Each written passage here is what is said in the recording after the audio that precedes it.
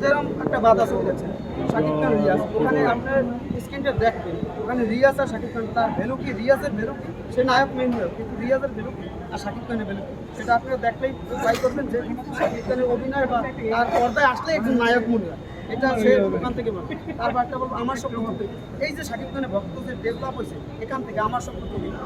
এখানেও ফেরদৌস একটা নায়ক মানে শক্তি, মানে ওনার নায়কের মতনই ওই ছবিতে ব্যবহার করে না,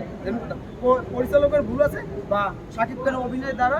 এটা সঙ্গে ব্যবহার করে দিয়েছে। শাবনূর শাকিব খানের যে ডায়লগ যে তুই মিথ্যাবাদী, তুই আবার মিথ্যা কথা বলছিস, এই যে ডায়লগগুলো এটা হৃদয়ে গেঁথে গেছে, সবাই শাকিব খানদের মনে হৃদয়ে গেঁথে গেছে যে এই ছবি। তারপর খনিশিকদের একটা ছবি, যেরকম আমি খনিশিকদার থেকে শাকিব খান, তার অভিনয় যে মাস্টার, সে অভিনয় তার যদি ব্যবহার করতে পারে বাংলা চলচ্চিত্রে, তাহলে বুঝতে পারবেন যে আপনারা তুফান থেকে বুঝতে পারছেন যে অ্যানিমেল বা কেজিএফের তুলনা, তাহলে তার লেভেল কোথায় চলে গেছে, সবাই জায়গা